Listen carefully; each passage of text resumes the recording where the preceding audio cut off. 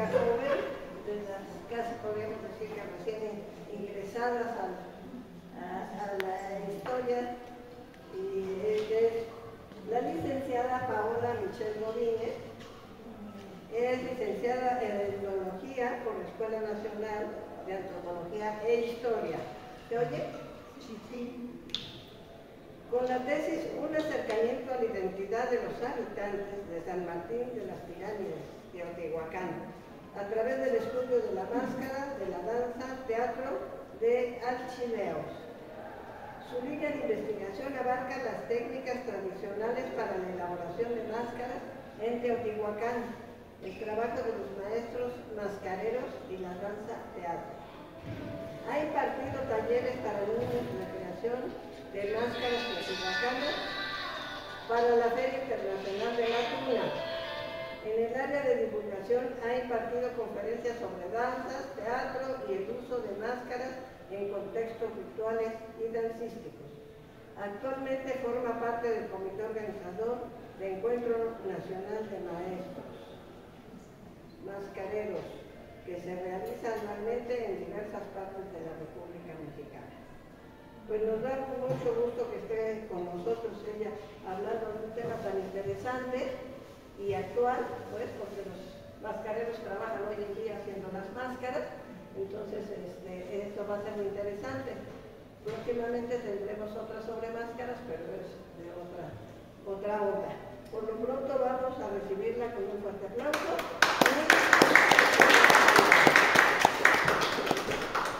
Muy buenos días a todos. Antes de dar inicio a esta conferencia, quiero agradecer al Museo de la Revolución, a los organizadores del Seminario de Estudios sobre la Muerte y a todos los aquí presentes. Gracias. Abordaremos el tema de las máscaras mortuorias y su importancia visual, iniciando desde los datos históricos más relevantes. Mencionaremos la importancia de los mascareros como creadores de un arte que continúa vigente, para concluir con ejemplos de diversas máscaras mortuorias de personajes emblemáticos y lo referente al uso actual.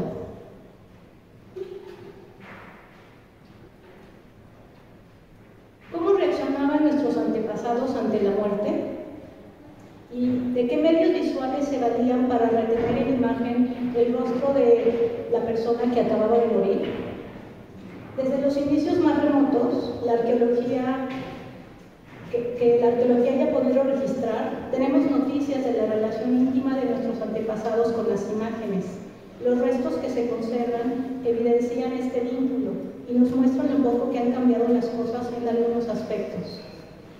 Cada época, cada cultura, cada religión, incluso cada persona, vive la muerte de forma distinta. Cada fallecido es un mundo único y complejo, con lo que la relación de sus seres queridos siempre será única.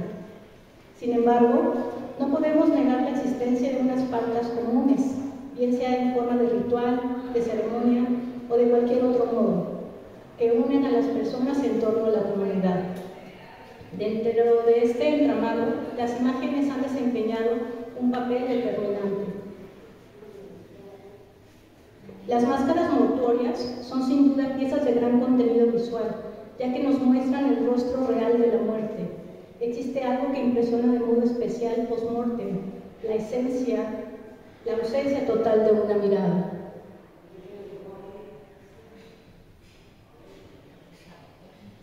La búsqueda de una presencia real ha llevado a las distintas culturas a buscar soluciones visuales de todo tipo. Los cráneos del Neolítico modelados con arcilla pueden tenerse como un primer paso, la momificación egipcia o de otros lugares del mundo. El rostro muerto, impreso en una pieza de yeso o cera, es algo más que una simple representación del difunto. Es una imagen que detiene el tiempo natural del cadáver e inicia un nuevo tiempo para la memoria y recuerdo de su extinta presencia carnal entre sus cercanos. A este respecto, McNeill menciona sobre las máscaras. Cito: la máscara es un objeto universal, en el sentido de que toda persona puede reconocerla como tal. Ello se debe a que el reconocimiento del rostro humano es una de las funciones cerebrales que, según estudios experimentales, comienza tras el momento del nacimiento, aunque es una habilidad que va madurando poco a poco durante la infancia. El cerebro posee unas áreas especiales para percibir el rostro, lo que abarca la fisura superior, una larga ranura situada cerca de la parte superior del lóbulo temporal. Dicho córtex no solo está capacitado para reconocer un rostro, sino también su expresión y orientación. McNeil, 1999. Y a dicha definición sobre la máscara añadiría: la máscara es el objeto que representa, muestra, comunica y permite tanto cubrirse como descubrirse al mismo tiempo. 2018.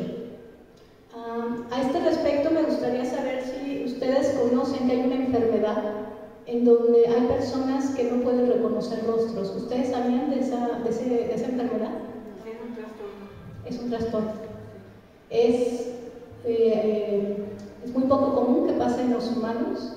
Sin embargo, hay personas que tienen este padecimiento y justo tiene que ver con esta parte, ¿no? Porque, bueno, nosotros lo vemos como algo muy típico, ¿no? Vemos una persona, le reconocemos el rostro, hacemos una relación, pero hay personas que por alguna situación que sucede en su cerebro, a veces es por golpes, a veces no es que nacen con esta deficiencia. Entonces, bueno, si lo analizamos, realmente puede ser muy caótico, ¿no? Porque a una persona la reconocemos por la cara. Si lo vemos entre toda la gente, no podríamos reconocerlo si no fuera por la cara. Como por ejemplo ahorita, ¿no? Que hay muchísima gente y si tratáramos de buscar a alguien conocido y si no tuviéramos esa capacidad por el cerebro, sería imposible. Entonces es muy interesante la importancia que tiene para el humano todo lo que tiene que ver con la cabeza, con esa parte del cuerpo. De hecho, eso es una parte que yo estudié durante mi investigación de tesis, que fue parte fundamental. Yo quiero retomar un poco para poder entender esto. Cuando yo hice mi investigación de máscaras, fue un proceso un poco largo porque yo no sabía exactamente cómo realizar mi objeto de estudio. La mayoría de las veces lo que hacemos es basarnos en el objeto, ¿no? En la belleza, en las características, pero yo me di cuenta que si yo lo hacía de esa forma, había algo que finalmente no nos permitía ver más allá de ese objeto, como muchas veces han hecho las investigaciones del arte. Desde la antropología tenemos que tener otro método, otro tipo de herramientas que nos lleven a hacer otro tipo de cuestionamientos. Y es ahí donde mi hipótesis principal justo era que dentro de una indumentaria de cualquier danza, en este caso yo me basé en Teotihuacán, yo no puedo hablar de todas, pero por lo menos en Teotihuacán, la parte más importante de toda esa indumentaria es la máscara, por lo tanto la cabeza. Posteriormente yo me incorporé a lo que es la parte de la investigación y sobre todo el encuentro de maestros mascareros, en donde ya conocí mascareros de todas las partes de México, y lo que me he dado cuenta es que no solamente ocurre en Teotihuacán, sino que en realidad en las danzas donde se enmascara a la gente, donde se cubre la cabeza, resulta que puede haber varios elementos que no importen dentro de la indumentaria. Alguien puede olvidar los zapatos, puede olvidar determinadas piezas, pero lo que hay en la cabeza, lo que cubre, y sobre todo si es máscara, no puede salir una persona sin esa parte. Es muy interesante porque es justo de lo que hoy vamos a hablar, que es el rostro, que es la cabeza, y justo su antecedente, que podemos llamar que es lo más cercano, ¿no? O en esa línea tratar de llevar al neolítico, ¿no? Y a esta relación que también hacían con los cráneos, ¿sí? Las máscaras mortuorias son objetos difíciles de delimitar, tanto temporal como geográficamente. Nos encontramos ante una realidad de alcance multidisciplinario que por su propia naturaleza acaba extendiendo su influencia hacia otras manifestaciones como la religión, el arte, los rituales, entre otras manifestaciones.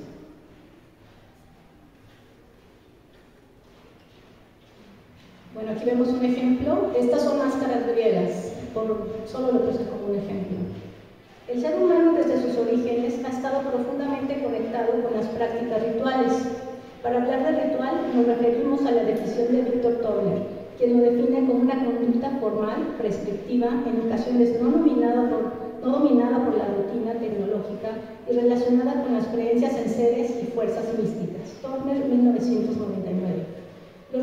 se construyen en la tradición y varían con el tiempo, pero mantienen fuertes lazos que los unen al pasado.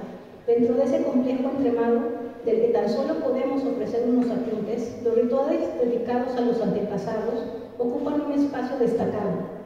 Al igual que en otros rituales, se recurre a la gestualidad, las expresiones físicas y en muchos casos se utilizan objetos materiales. Para los seres humanos, el rostro es la superficie más importante y misteriosa a la que podemos enfrentarnos.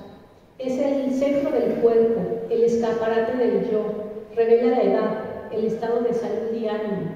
El rostro es sagrado y constituye la identidad frente a los demás. Macmill, 1999. Aquí me gustaría hacer un comentario. ¿Ustedes saben por qué en los concursos de belleza las chicas deben de pasar no más de 20 años? ¿Ustedes tienen idea de por qué? ¿22? Porque hay cambios fisiológicos. Sí, tiene que ver con el rostro. A partir de los 22 años, más o menos, digamos que nuestras facciones, Ahí la estructura ósea también tiene que ver. así es, van mostrando lo que hemos vivido.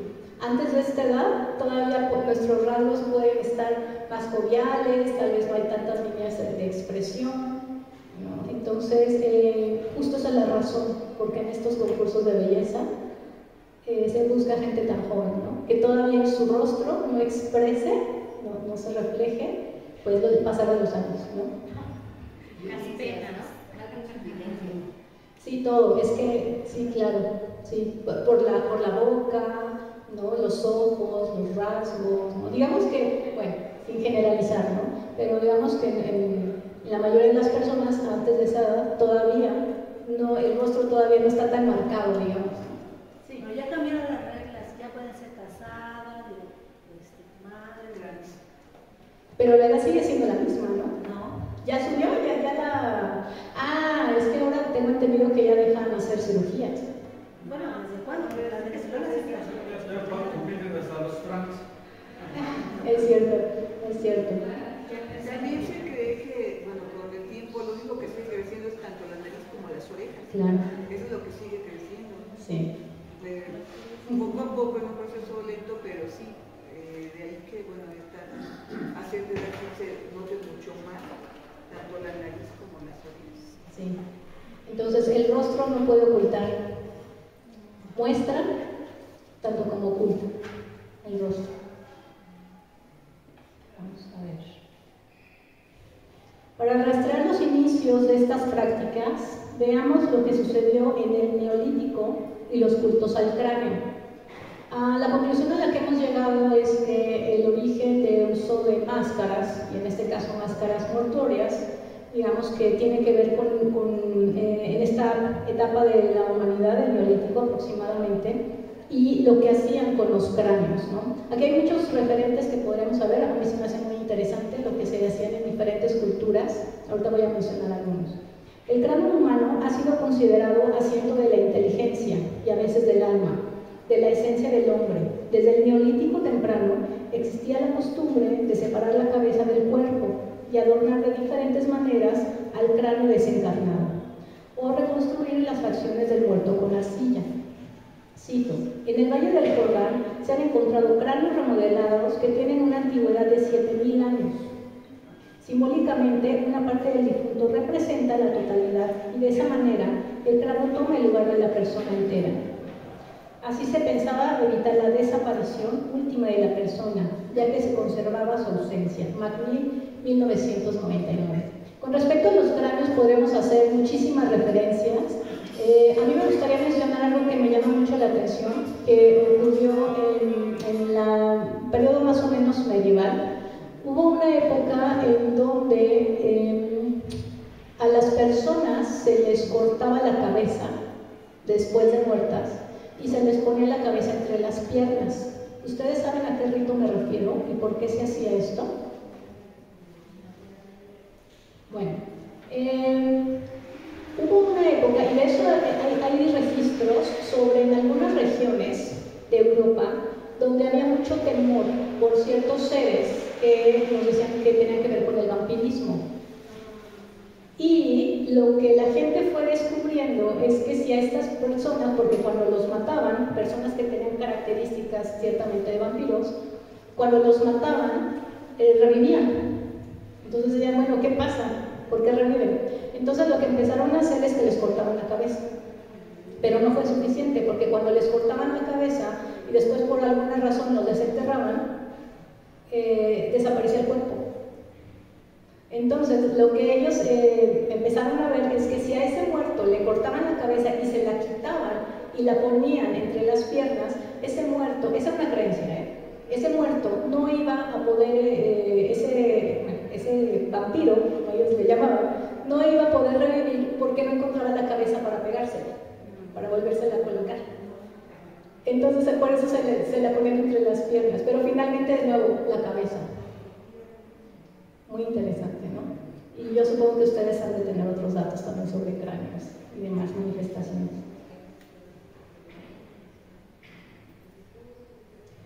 Los enterramientos se hacían sin las cabezas, a veces con las mandíbulas, y los cráneos eran sometidos a unos tratamientos pictóricos modelados para su uso.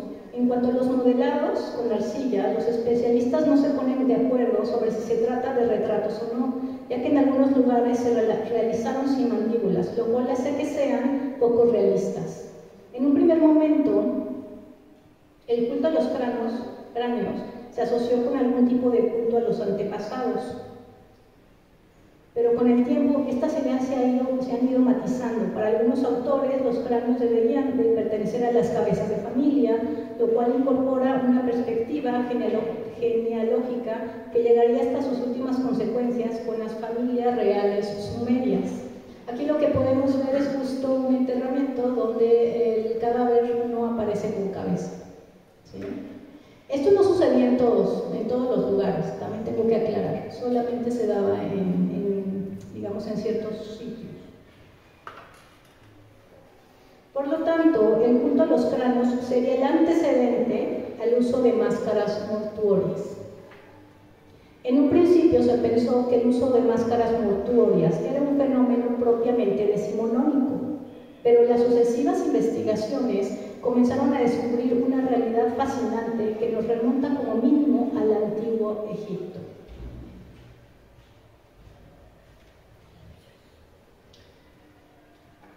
Los más tempranos ejemplos de huellas del rostro los encontramos en el antiguo Egipto. En el Alto Egipto se han encontrado máscaras mortuorias de yeso en la actual aldea de Armana, situada cerca de la ciudad construida por el faraón Akenatón.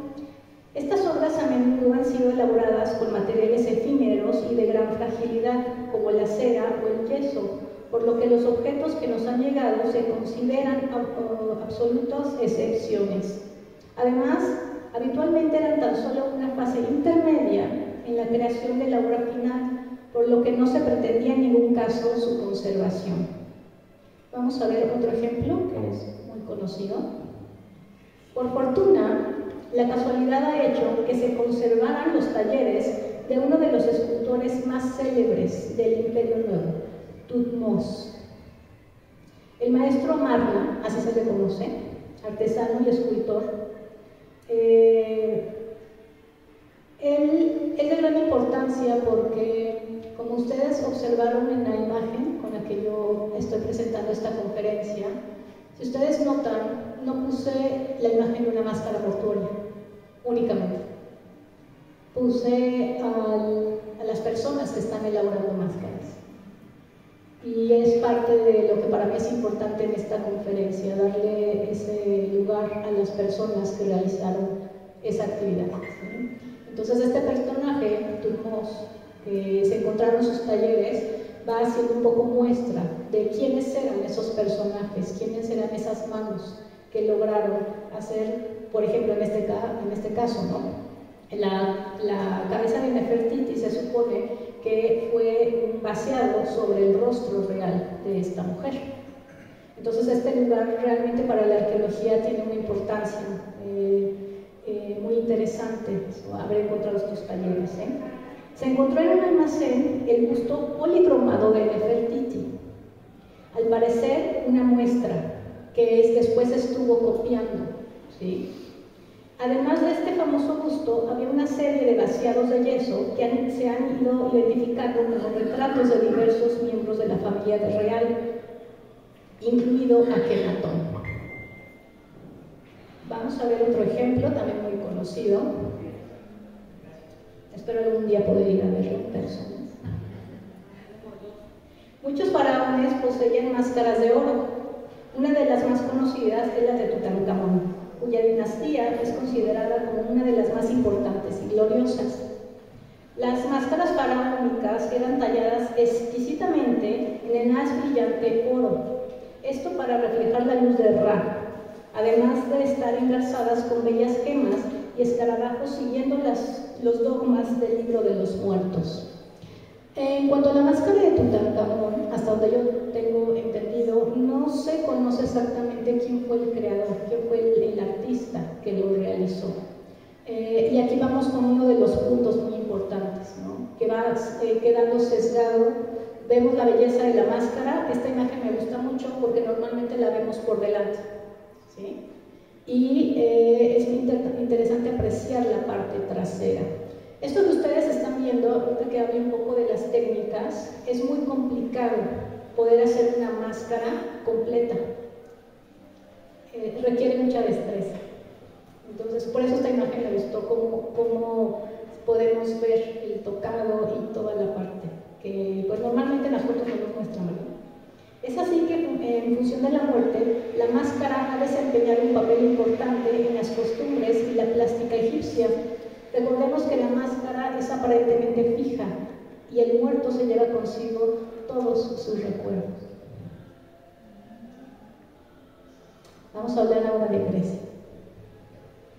En cuanto a Grecia, las sepulturas más antiguas se edificaron en el siglo XVI a.C., en Micenas, donde se encontraron 15 esqueletos, cada uno con joyas, y sobre el rostro máscaras de oro, moldeadas sobre los rasgos mismos del difunto.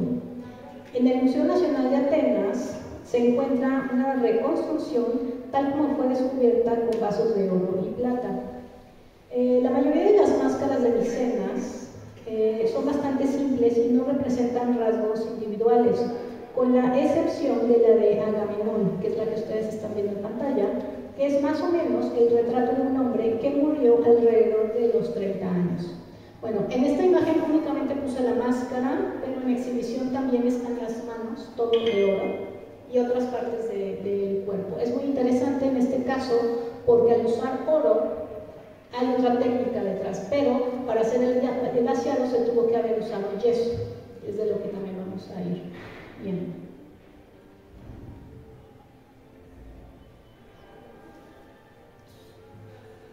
Entre los egipcios, griegos y etruscos, en el origen pensaban que el alma no abandonaba el cuerpo, sino que continuaba viviendo oscuramente en la tumba. Para preservar la sombra de la aniquilación, en la tumba se multiplicaban los retratos del muerto. Se han encontrado figurillas esculpidas sobre las cubiertas de los sarcófagos y máscaras funerarias. Bueno, lo que estamos viendo aquí es una imagen de cuando descubrieron en 1922-21 más o menos la tumba de Tutankamón.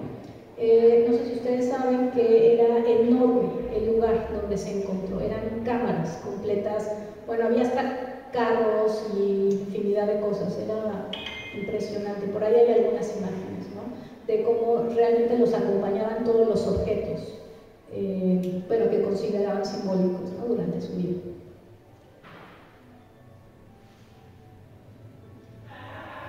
Uno de los momentos de mayor peso a lo largo de la historia de las máscaras mortuorias fue sin duda alguna la antigua Roma, donde estas jugaron un papel fundamental tanto en los aspectos religiosos vinculados a las ceremonias funerarias como en lo político.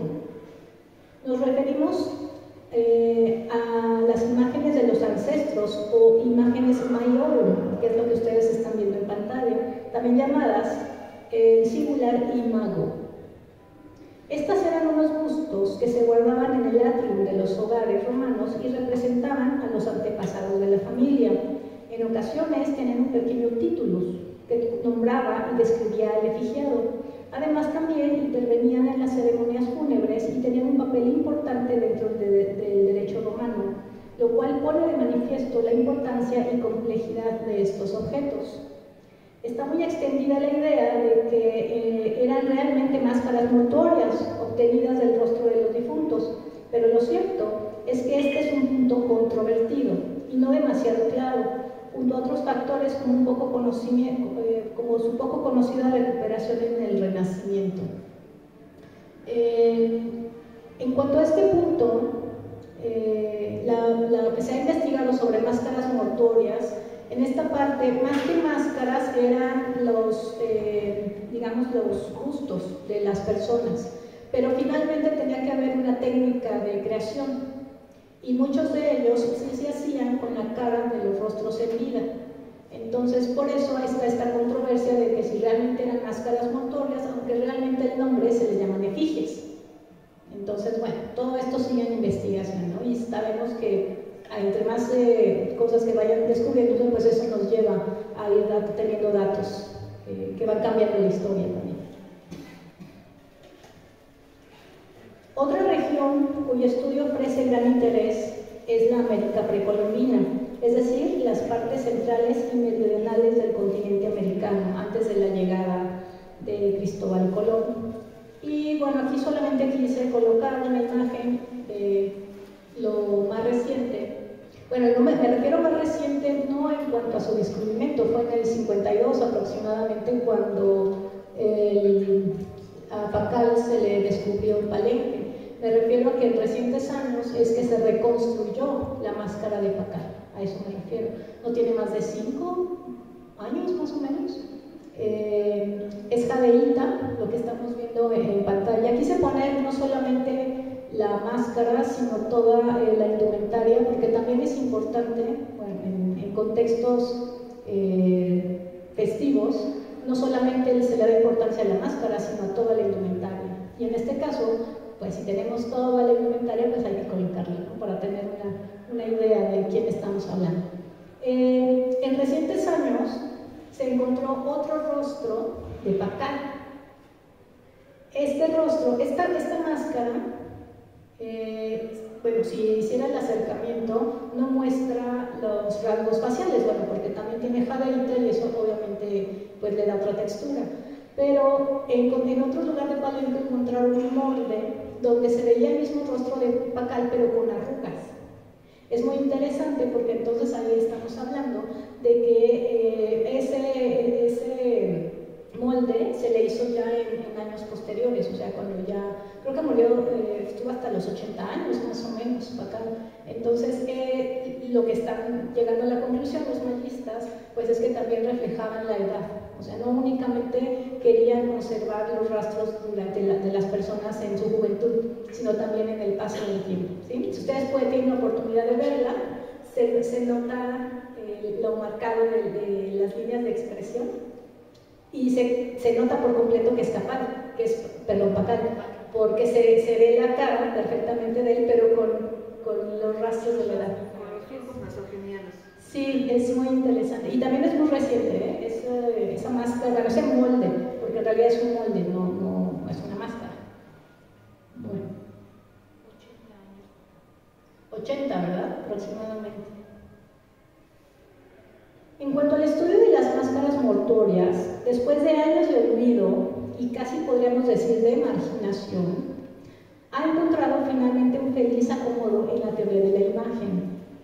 Estudiosos como Janine Nancy, que es quien estamos viendo en pantalla, Billy Huberman, Luis Kaplan, entre otros, toman la tarea de continuar el trabajo de teorización emprendido por autores como Hildegard, Maurice Blanchot y Susan Tonjas. Hasta el momento no hay máscaras que daten de la antigüedad y no hay un acuerdo en torno a la pregunta de si se usaban o no máscaras mortuorias en esa época. Por consiguiente, las investigaciones realizadas del tema abarcan solo la cultura cristiana de Occidente y concretamente el periodo que va aproximadamente desde el 1400 hasta el presente. El siglo XIX europeo dejó a las generaciones siguientes una gran cantidad de máscaras mortuorias de las personalidades más destacadas de su tiempo.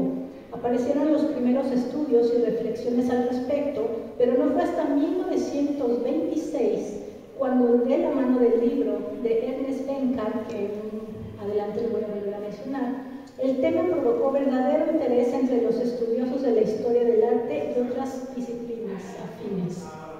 A principios del siglo XX, la obtención de máscaras mortuorias a partir de los cadáveres era todavía una práctica vigente, pero comenzaba ya a decaer el esplendor del que había gozado en el siglo anterior. Me parece muy importante mostrar el rostro de una de las personas, de los personajes que han estudiado estos temas, justo porque es algo que sigue pasando, que nos interesan ciertos temas, pero no sabemos quiénes son, o solamente conocemos sus nombres, pero no vemos sus rostros. Y justo si estamos hablando de rostros, pues yo creo que es importante también mostrarlos a ellos, ¿no? Entonces les presento a Janine Nancy, de los primeros investigadores sobre el tema. Casi cada década de este siglo puede proporcionar 5 o más ejemplos de máscaras, mientras que en el siglo XVIII el modesto total de 10 máscaras. Solamente se encontraron 10 máscaras en el siglo XVIII, máscaras mortuorias. En el siglo XV, XVI y XVII no se pueden hallar más de 2 o 3 o 4 ejemplares por cada 100 años. Esperemos que esto en algún momento cambie, se puedan ir encontrando más máscaras mortuorias, pero es lo que hasta ahora tenemos para registrar. ¿A qué se debe dicha ausencia de máscaras mortuorias? Una probable respuesta sería el frágil material con el cual se hacían las máscaras y las catástrofes históricas, como nosotros sabemos, guerras y todo tipo de eventos que generan un montón en cuanto a restos arqueológicos que se pierdan. Para llegar a la causa real de esta descompensación, debemos examinar objetivamente el material que se posee y a la vez clasificarlo de acuerdo a sus muchos países de origen. En cuanto a las máscaras mortuorias, pues es un poco más complejo que el trabajo de investigación que yo hice de registro de máscaras actuales, porque yo lo que hice fue rastrear una máscara que sigue vigente, que actualmente se baila en la región de Teotihuacán, pero en este caso lo vuelve muchísimo más complicado, así que es un tema para los arqueólogos.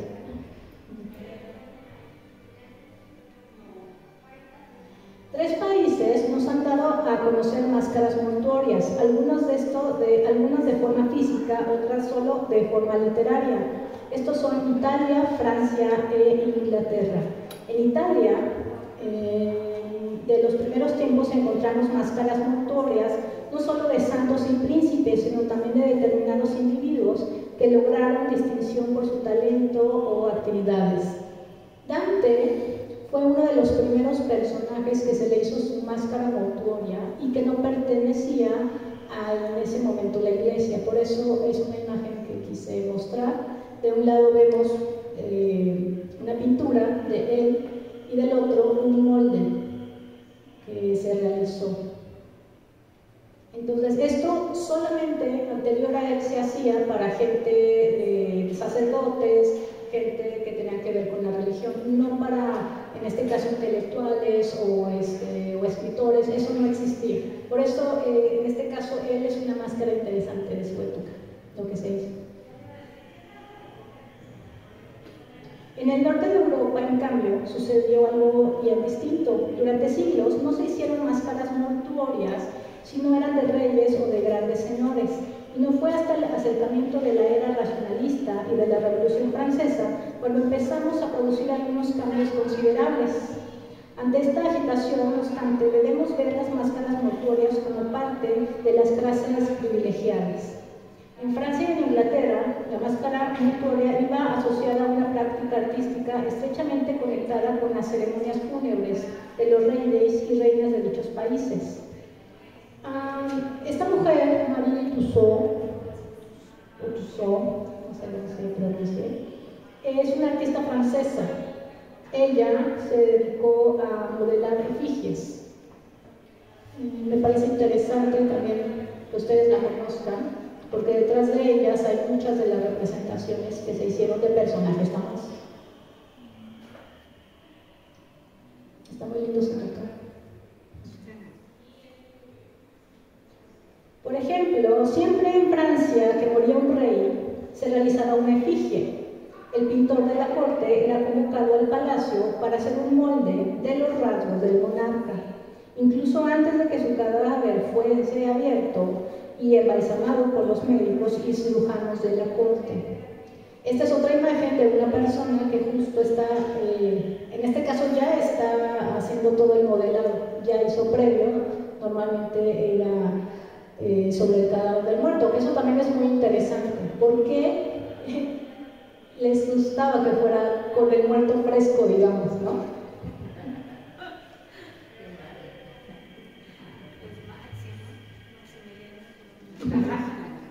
Eso es muy interesante. Es parte de las cuestiones humanas, ¿no?, que tenemos de querer preservar hasta el último instante.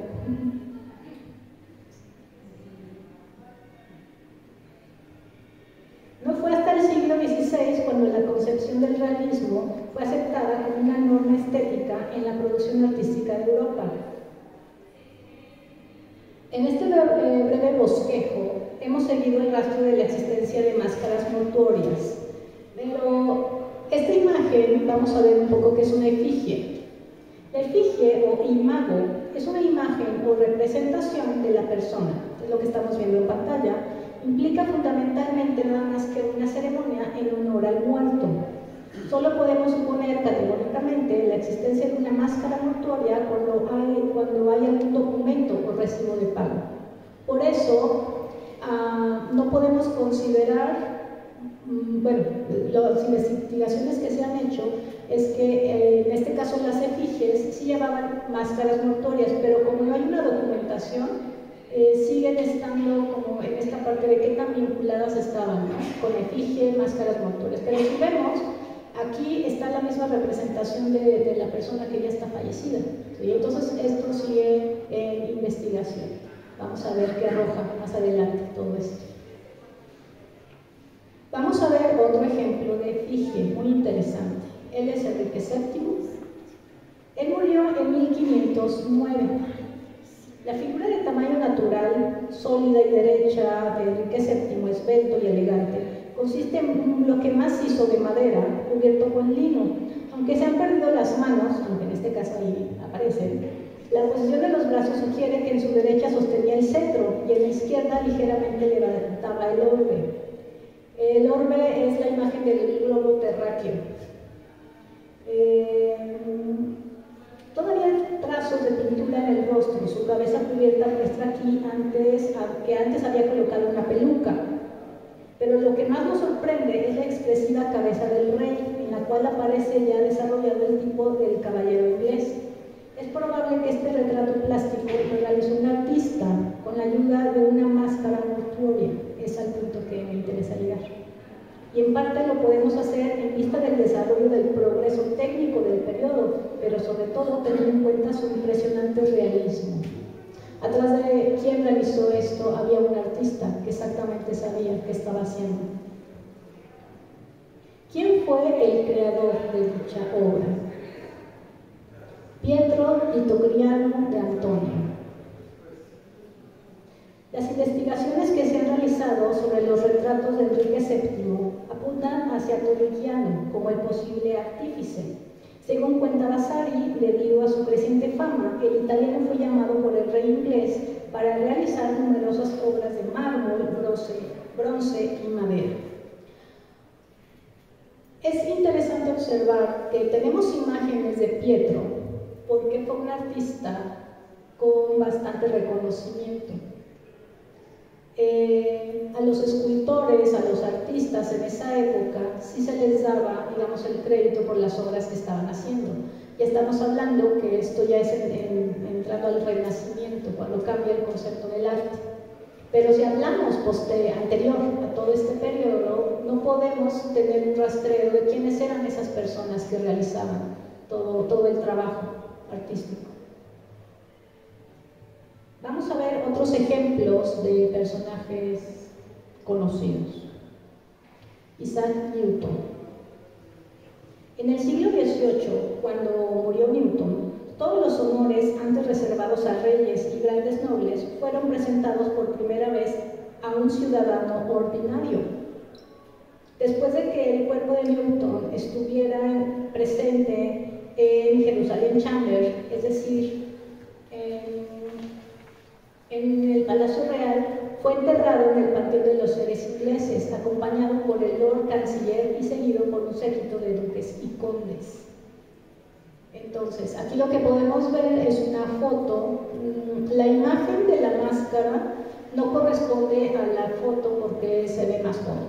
Pero bueno, es para que ustedes tengan una idea de cómo se veía en vida y después cómo fue la máscara, cómo fue la creación, el rastro antes de desaparecer por completo. Pero la independencia definitiva de la máscara mortuoria todavía no había llegado. La máscara mortuoria de Newton la realizó un escultor francés que se llama Louis-François Roubilac, residente entonces en Londres, con el simple propósito de hacer a partir de esta un busto de terracota del gran científico, un busto en mármol y el rostro de una estatua de mármol para el Trinity College, Cambridge. Él es el artista que realizó la máscara de Newton. Otra persona que también era importante en ese momento, por eso actualmente podemos tener imágenes de él. Hemos visto la máscara mortuoria como objetos en los ritos de la muerte y de los reyes. A la vez, eran utilizadas en el taller del escultor como simple ayuda técnica, y así se mantuvo cuando la efigie y la imago ya habían quedado muy relegadas como etapas desfasadas. No fue hasta el siglo XVIII que la máscara mortuoria fue liberada de su servidumbre. Desde entonces se ha valido de su existencia independiente. Tanto en Francia como en Italia se han preservado las más tempranas máscaras mortuorias, hecho que prueba que no podían ser vistas con total indiferencia. Para continuar comprendiendo el proceso histórico que se desarrolla en la máscara mortuoria, considero es importante abordar el papel que cumplen los maestros mascareros, ya que son los conocedores de lo que yo llamo la tecnología tradicional. Es decir, el proceso para crear una máscara, en este caso, máscara mortuoria. Ese es el término que yo ocupé en mi tesis de investigación para referirme al desarrollo de una técnica para poder hacer una máscara. Yo le llamo tecnología tradicional. Ellas en esta época tenían otro nombre. ¿A qué me refiero? Cuando yo hice mi investigación de máscaras en Teotihuacán, resultó que no hay hasta donde yo tengo entendido, registros detallados de las técnicas para elaborar máscaras.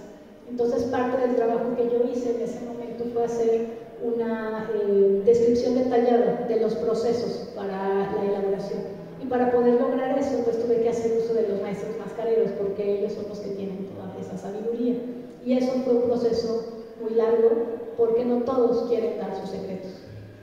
Y fue parte de lo complejo de hacer una investigación basada, rastreando las máscaras, pero a través de los maestros mascareros. Eso fue prácticamente lo que yo realicé en aquellos momentos. Y justo pienso que es importante también que observemos esta parte de las máscaras mortuorias, ¿no? Hablar de quiénes son ellos, los talleres, un poquito para que tengamos un poco de contexto más a detalle. Entonces, ¿qué sucedía con los creadores, con los artistas que estaban detrás de las máscaras? ¿Quiénes eran? El molde del cuerpo o partes del cuerpo se ha utilizado desde la antigüedad. Por ejemplo, los moldes hallados en el taller del escultor egipcio Thutmose, que hace rato lo mencioné, hasta nuestros días. Muchas veces estos casos han sido silenciados o ignorados porque se buscaba ensalzar las cualidades del creador, que con sus manos y mediante herramientas tradicionales modelaba o esculpía la figura. Por lo tanto, el uso de moldes quedaba reducido a la esfera de los artesanos. En este debate queda la figura del artesano y del artista, que surge a partir del Renacimiento y que continúa hasta nuestros días, y dicho tema es parte de mi trabajo de investigación. Dentro del Encuentro Nacional de Maestros Mascareros, lo que buscamos no solamente es que los maestros se conozcan entre ellos, todas las danzas donde se participan con enmascarados, sino que también ellos se dan cuenta y valoren que el trabajo que ellos hacen no es artesanal, ellos son artistas. Y eso es muy importante recalcarlo, porque en esta época de lo que estamos hablando es justo lo mismo. No se conoce de ellos porque se les consideraba artesanos, tomando en cuenta que del Renacimiento en adelante es cuando empieza a haber la división entre artistas, artesanos y parte de los conceptos que actualmente tenemos sobre arte. Entonces es una forma de también darle difusión a esa parte de los maestros. Por eso el encuentro se llama de maestros mascareros, artistas mascareros. Perdón, entonces, ¿cuál es la diferencia entre un artesano y un artista? Esto va variando con el tiempo. Hay toda una historia de cómo se empezó en la parte de los artesanos, los artistas. Digamos que, bueno, podemos hacer una división sin tratar de hacerlo general, pero digamos que el artesano es aquella persona que realiza una actividad, pero igual lo hace mecánica, que puede ser, por ejemplo, alguien que hace cerámica, pero que esa cerámica la va a reproducir y siempre va a conservar la misma, o sea, lo repite, ¿sí? No hay cambios, no hay un estilo, sino simple como hacer platos, ¿no? En algún lugar, pero se hace de forma repetitiva. La parte artística, por llamarla, y esto es muy variable, estoy hablando como para un poco de diferenciarlo, sería esta parte donde la persona ya pone parte de su creatividad, de su invención, que usa un método, una técnica adecuada, preciso, ¿sí? Que es parte de lo que, a la conclusión que yo llegué. Es decir, yo no pensé que ellos eran artistas solo porque se me ocurrió decir que eran artistas, sino que me di cuenta que realmente sí tienen todo un proceso y una técnica relacionada con un montón de herramientas para lograr lo que ellos estaban haciendo, que además no se repite, que esa es otra cosa que también pensamos del artesano, ¿sí? Que solamente reproduce piezas, ¿sí? En la parte del artista, que bueno, hay otro elemento que se supone que el arte es para disfrutarse, no hay una parte como de hablar, es por el placer de ver la belleza, digamos, ¿no?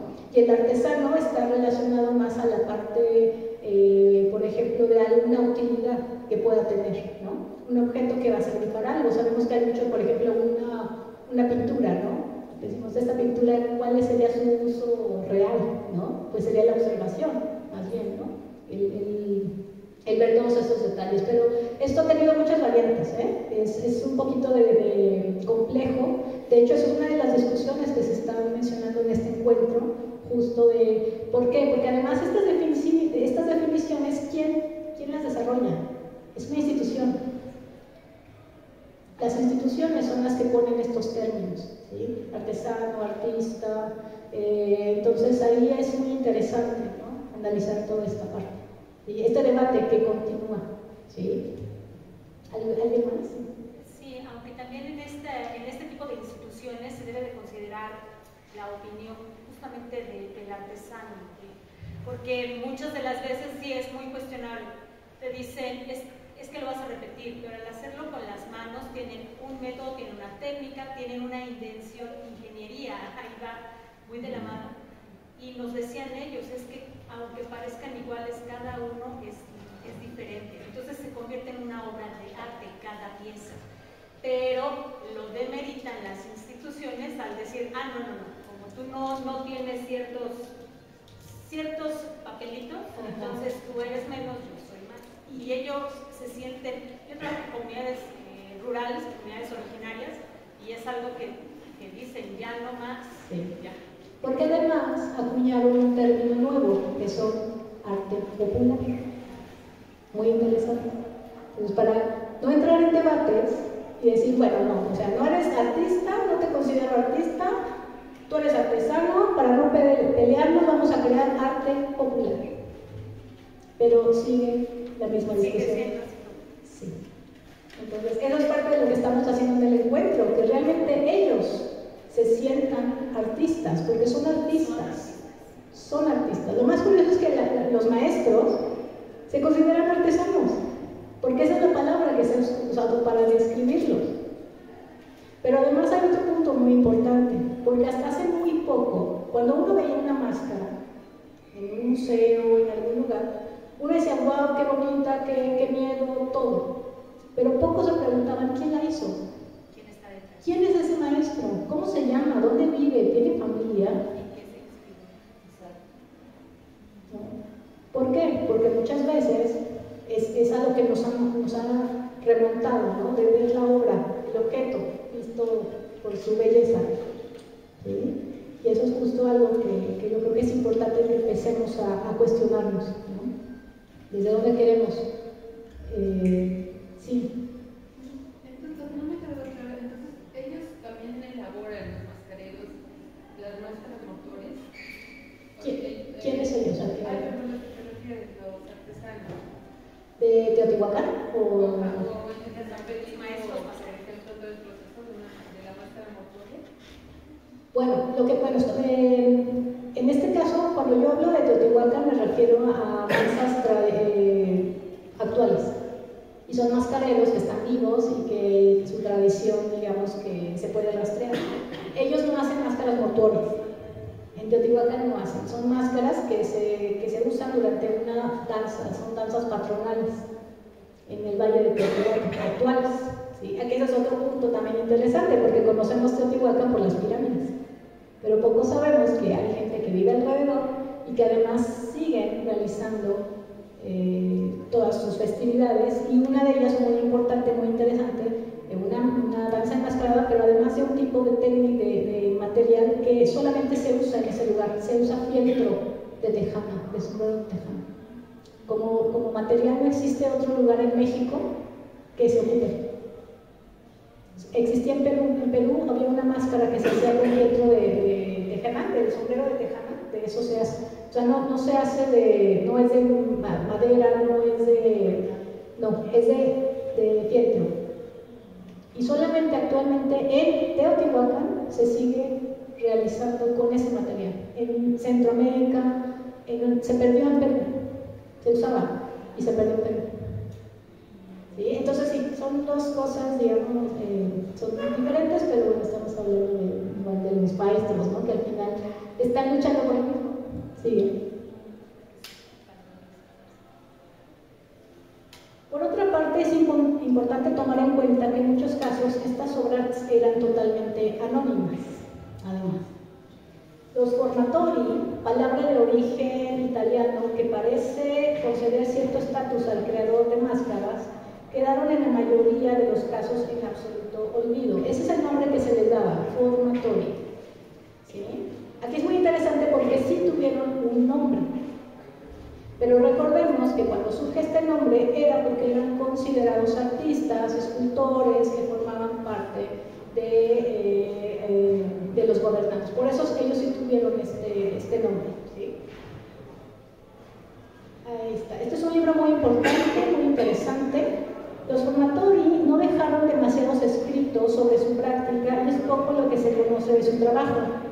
Cennino Cennini, en su tratado titulado El libro del arte, escrito a finales del siglo XIV, explicaba los detalles del proceso de obtención de máscaras, por lo regular en vida, para después emplearlos como modelos tanto como parte de escultores como de pintores. Este libro, por ahí está editado, si a alguien le interesa el tema lo podría encontrar porque describe a detalle. Otro ejemplo lo encontramos, hace rato lo mencioné, Ernest Benkart, de 1929. Él también explica cómo se elabora una máscara mortuoria. Ahí está el nombre en alemán, por si alguien sabe cómo se pronuncia. Así se llama su nombre, digo su libro, y él es el creador. Vamos a ver un poco del texto. Esto es muy interesante porque nos describe cómo se hace una máscara mortuoria. Primero pongo la cabeza en la línea del equilibrio exacto a fin de evitar la compresión y el desplazamiento de los músculos relajados y de la piel. Los párpados y los labios están cerrados suavemente, la barbilla se apoya y así sucesivamente. Todo esto lo podría hacer una enfermera, pero sin sentir la verdadera expresión. El cabello se peina suavemente, también las manos que tal vez nunca se plegaron en vida se colocan a través del cuerpo en actitud de oración, sin tener en cuenta la personalidad. Las partes del rostro en las que crece el pelo se pintan encima con una solución delgada de arcilla para modelar con aceite para que el yeso no se adhiera cuando se vierte sobre la cara. La propia piel contiene suficiente grasa y no necesita ninguna preparación. El contorno de la máscara, las partes del cuello, detrás de las orejas y así sucesivamente, se rodean con un fino papel húmedo. Por desgracia, casi nunca hay tiempo suficiente para moldear toda la cabeza por delante y por detrás. Se vierte sobre la cara un gran bol de yeso de la consistencia de sopa, de unos pocos milímetros de espesor. A continuación se inserta un hilo sobre el centro de la frente, el puente de la nariz, la boca y la barbilla. Un segundo bol de yeso más sólido se extiende sobre la primera capa como pulpa. Esto es para proporcionar una cubierta exterior firme. Y antes de que frague, se extrae el hilo para dividir del todo en dos mitades.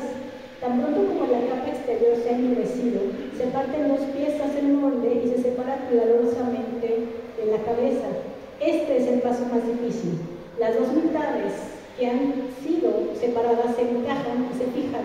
Posteriormente el negativo se limpia y se vuelve a rellenar con yeso.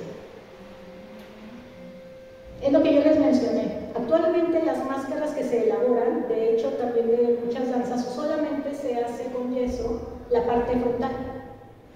Es muy raro, hasta donde yo no conozco muchas danzas donde hagan toda la máscara completa con la parte trasera.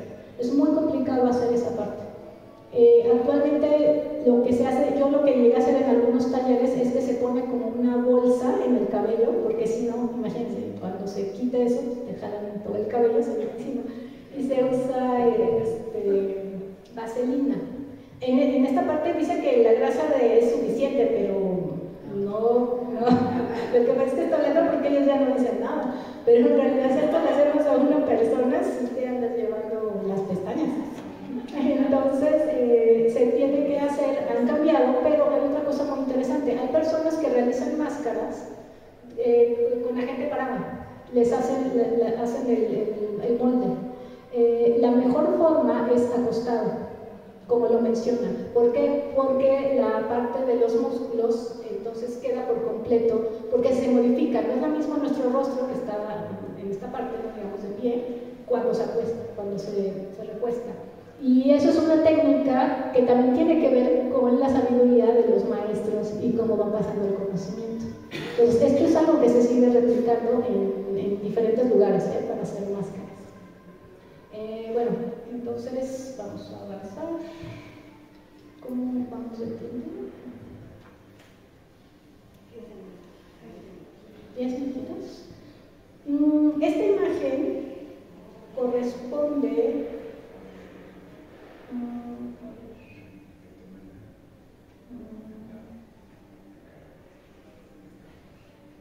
bueno, los formatorios están preparando. Es esta parte. Vamos a ver. Esta es la imagen con la que yo estoy presentando la conferencia. Voy a describirlo un poco, ¿sí? Lo describe esta imagen. También está descrita en una parte de los libros. Dice, primero pongo la cabeza baja en la línea del equilibrio. No, pero esto es lo que les había descrito, es con esta parte, perdón. Y esta foto que ustedes tienen, que están viendo, es una fotografía que tomó este señor Josh Graham Van. Él la tomó. Se dice que fue aproximadamente en 1908, ¿sí? Lo que ustedes están viendo al fondo son los dos artistas que están modelando, pero eso que están viendo es el muerto.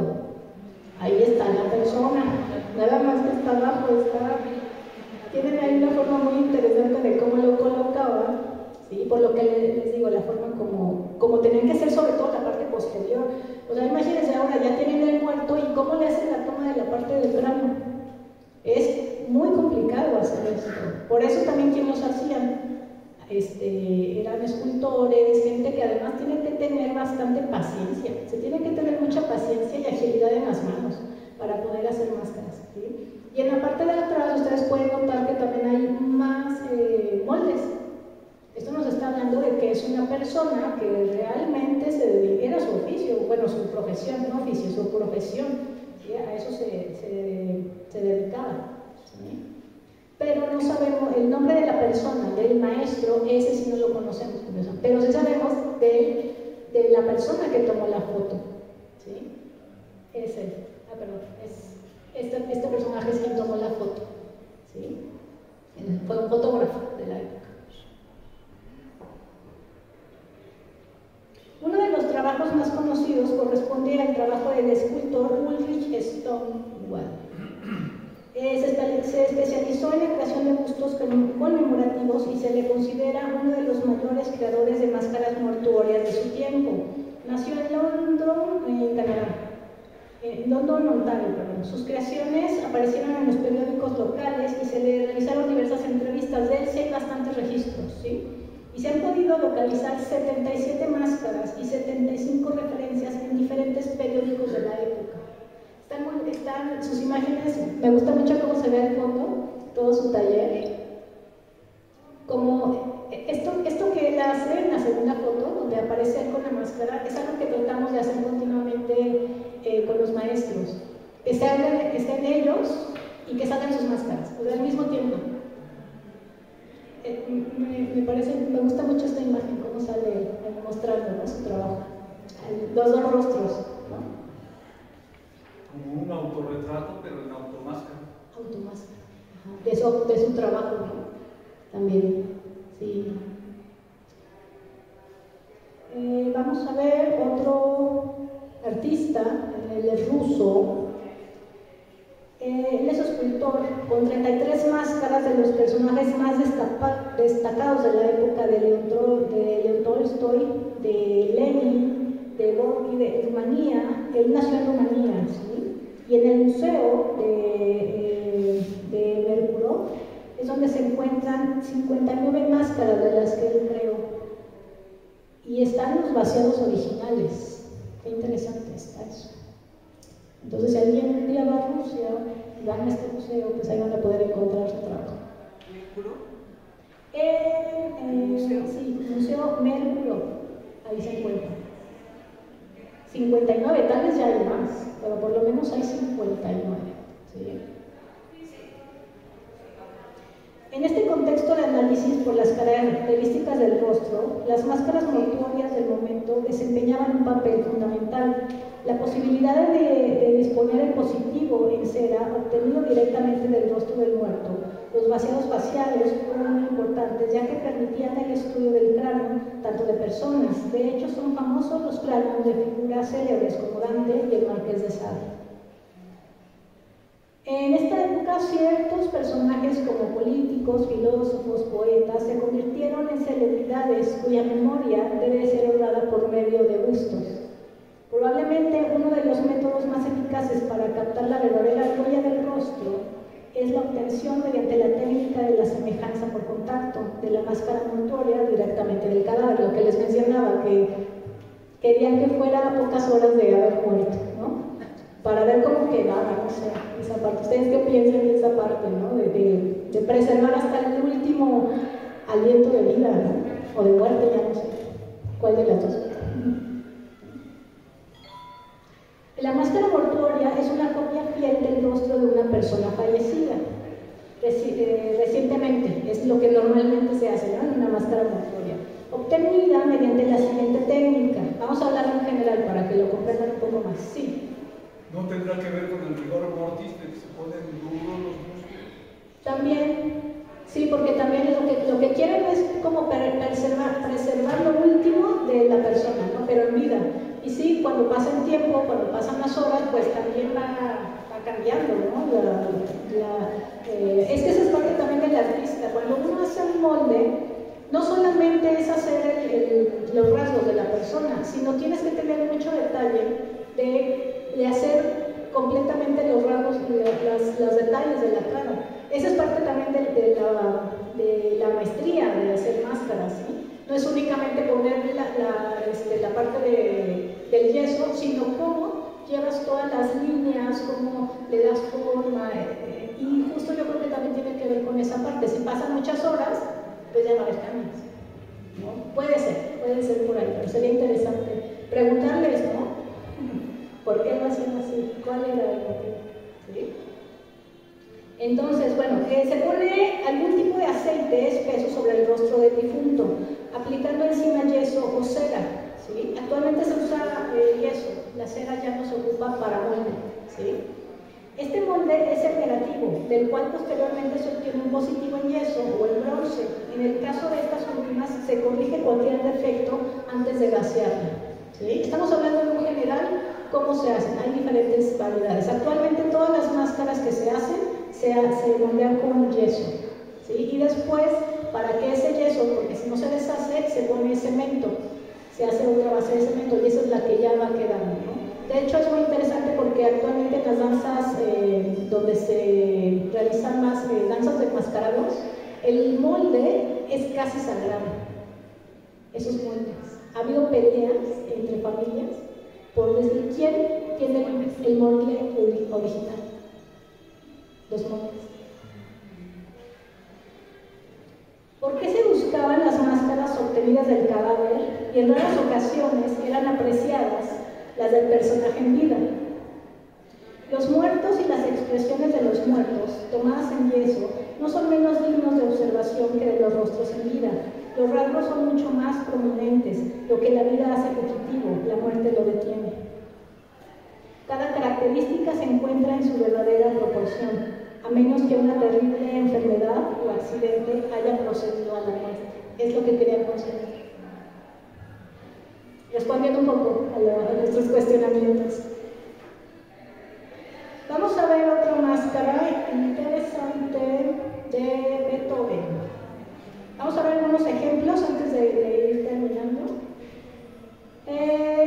Bueno,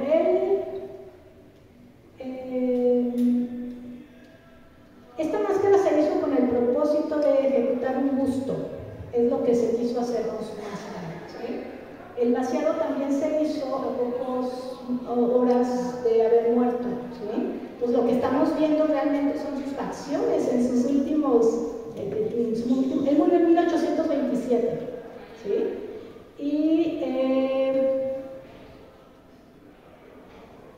tenemos la fecha exacta, el 28 de marzo de 1827 se obtuvo su marca mortuoria, a unos días de haber muerto, 2 días después de haber muerto. ¿Sí? Una larga enfermedad que tuvo hizo que el rostro de Beethoven se distorsionara. Por eso ya se ve diferente su semblante. Sí hubo algún cambio. Pero bueno, estamos preservando hasta como fue en los últimos momentos de su vida. ¿Sí? Vamos a ver, él fue el creador, el artista que hizo la máscara. Y hay muchísimas réplicas de la máscara de Beethoven. ¿Sí? Él fue el creador, se los presento, Franz Klein. De hecho, en la tienda de Beethoven, en un museo que hay, pueden encontrar también muchas de sus réplicas si en algún momento quieren tener algo así en su casa. ¿Quién tiene el molde original?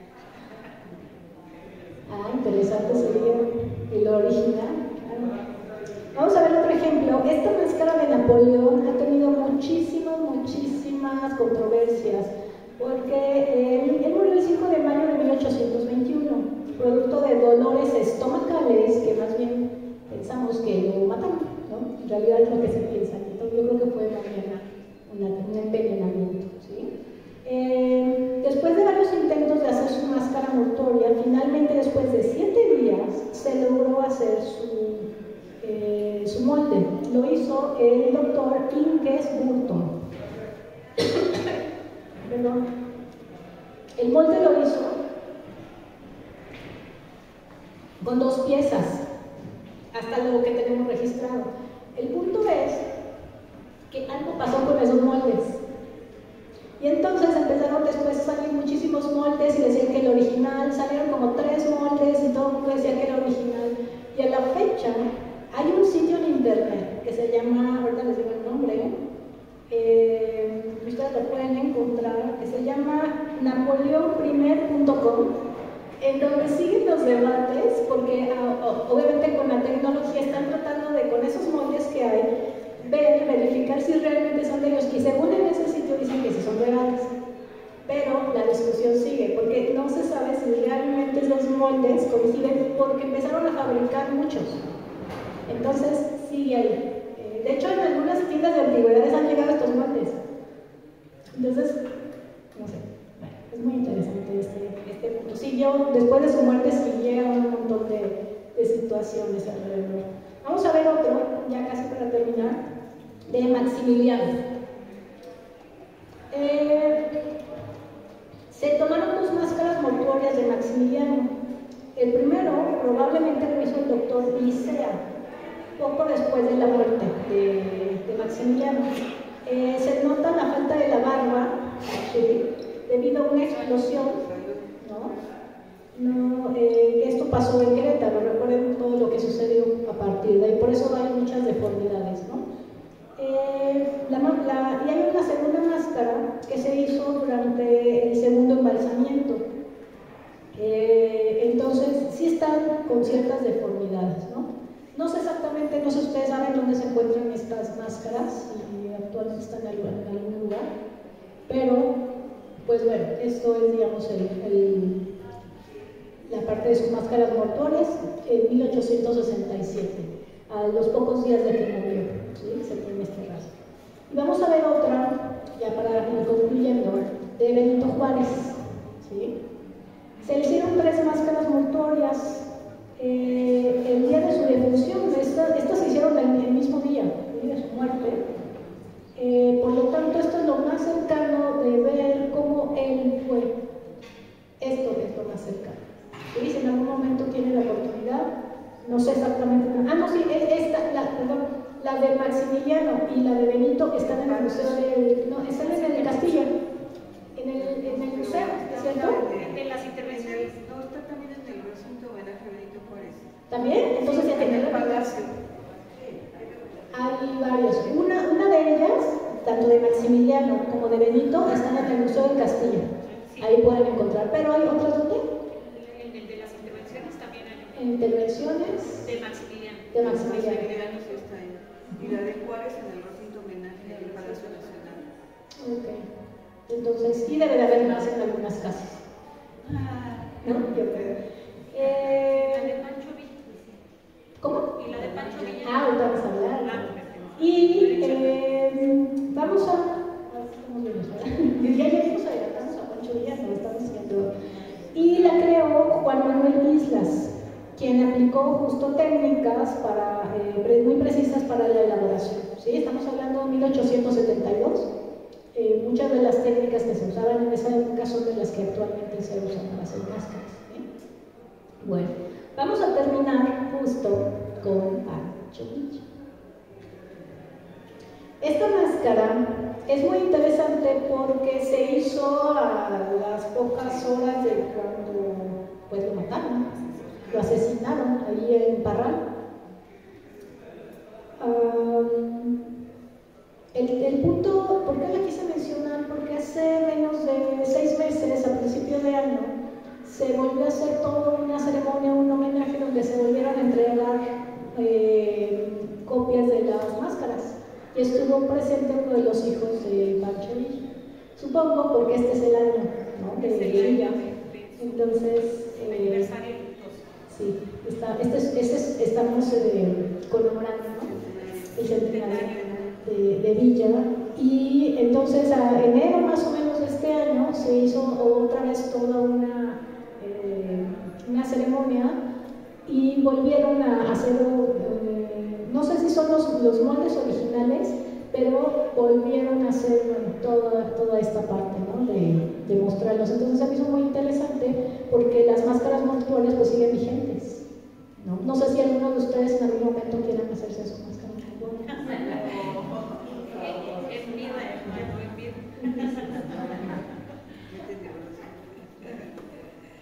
Actualmente hubo un lugar, me llamó mucho la atención, en San Miguel de Allende. Hay un chico mexicano que es artista plástico y está haciendo máscaras mortuorias, pero las hace con las cenizas de perritos. Me me explicó que mezcla las semillas con la arcilla y con eso hace la base. Con eso hace la base y todo tiene que ver lo hace precisamente para las personas que quieren conservar a sus animalitos, a sus perros. Entonces les hace máscara, pero también, o sea, con esa arcilla también hace para personas. Si les interesa, está en San Miguel de Allende, esta persona. Digo, eso me llamó mucho la atención porque se siguen haciendo, el año pasado un taller de máscaras mortuorias, digamos, han seguido, pero esto se me hizo muy interesante, ¿no? O sea, que a partir de las cenizas de perritos hicieran sus máscaras. Entonces, bueno, si a alguien se le ocurre algo parecido, ya saben cómo pueden hacerlo, ¿no? Las máscaras mortuorias inspiran devoción y provocan reverencia, ya que el rostro es simbólico y conserva la impresión final del espíritu humano. Las máscaras se perpetúan en el tiempo, mientras que la degradación física es inexorable. Las máscaras mortuorias son obras de arte del taller de la naturaleza. Sin embargo, son a la vez objetos trascendentales. El valor de cada máscara mortuoria está en ella misma. No pueden cuestionarse que deben su existencia a la pura devoción. Gracias.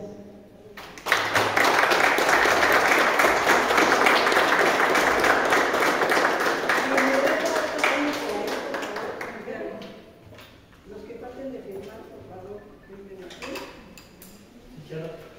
¿Qué tiene ahí? Sí, preguntas, por favor. Dos preguntas. Claro. Bueno, la primera más bien es comentario. Supongo que cuando van a hacer esa máscara, le han de untar a la cara un tipo de aceite o algo así, ¿no? Lo que leímos en la descripción, según este artista, que no le ponía nada porque pues la grasita de la piel natural pues no lo requiere. Pero recordemos que en ese momento ya estamos trabajando a un muerto. Entonces pues no se va a quejar, yo creo, ¿verdad? Si le ponen la máscara sin nada. Pero si hablamos ya de una máscara actual, sí actualmente se pone vaselina. Vaselina o crema, pero la crema no queda igual.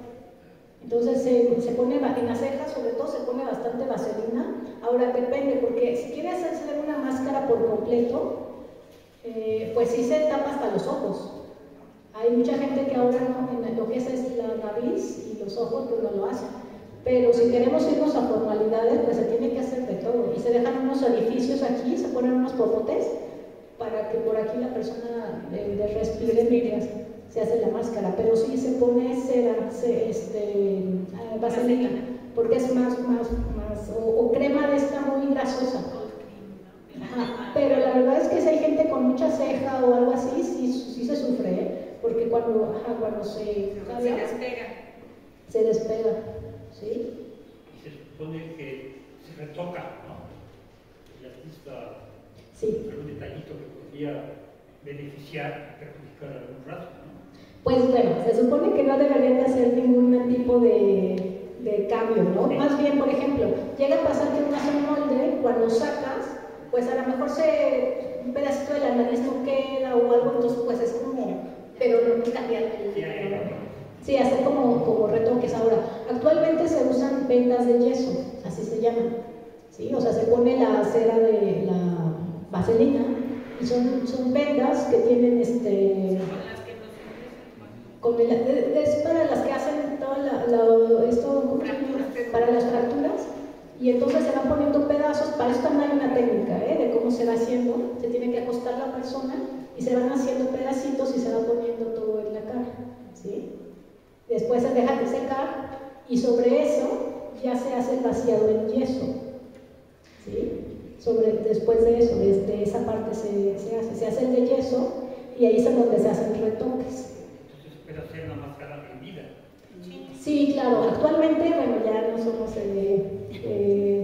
digamos, tan aventureros en hacerlas los días. Todas las máscaras que ustedes ven en danzas, en danzas ceremoniales, son hechas con personas. Se hace nada más de una vez. A ver, esto es muy importante. Para danzas actuales, no se hace una máscara para cada persona.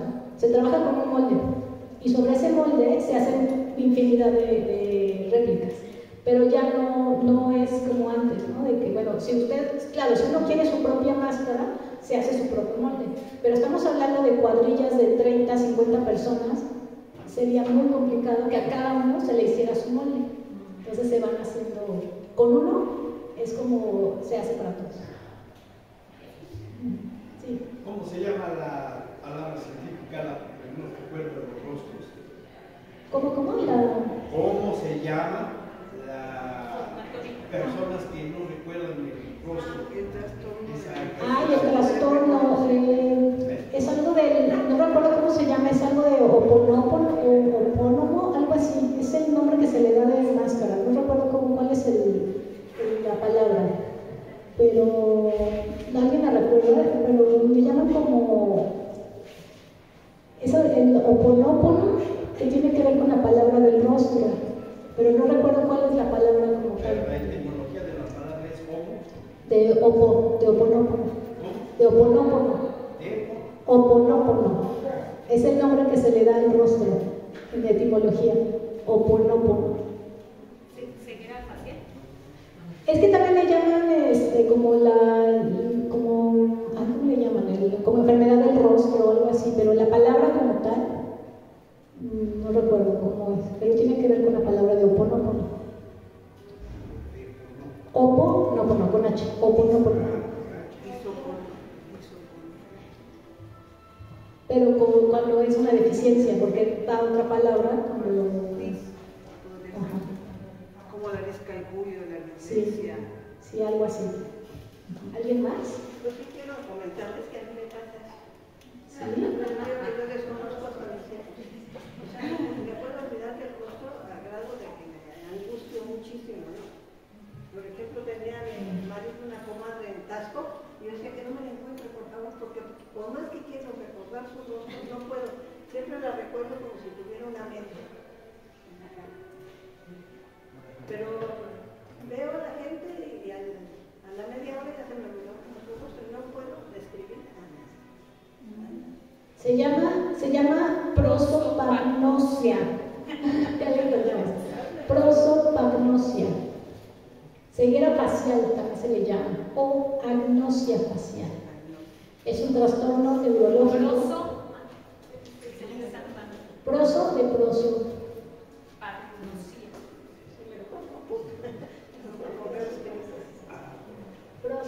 Prosopagnosia. Es incapaz de reconocer los rostros. De hecho, por ahí hay una película que habla del tema y yo decía, bueno, ¿qué más complicación puede haber? Pero no, sí, es un gran tema. Puede ser muy complicado. Sí. Decirlo a la gente, me dio y me saludó. Si te vino, me acuerdo. Sí, en la película, para que lo entendamos, se ve una cara sin nada. Para uno que, bueno, ¿cómo sería eso? ¿No? Sí, o sea, ves la forma, pero sin nada. Plano, ni siquiera nariz, no, plano, nada. O aquí dice que también son las personas que ven a todas con una misma característica. O sea, un rostro para mí es el mismo. Ajá, puede ser como una máscara blanca, ¿no? Que nada más es ojos, nariz, también puede ser. Para entender un poco, ¿no? ¿Cómo es ese trastorno? Este trastorno. ¿Algo más? Bueno, pues le agradecemos muchísimo.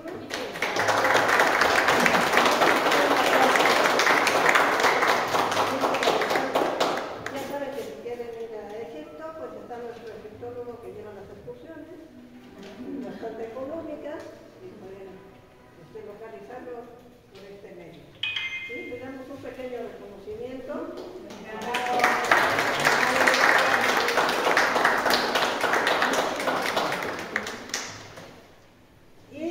Bueno, son dos cosas. La próxima es del doctor José Vergara Vergara sobre el panteón de Huichapan Hidalgo, y Rafael Barquero,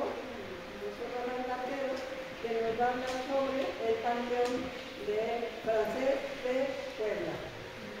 Y el que tenga necesidad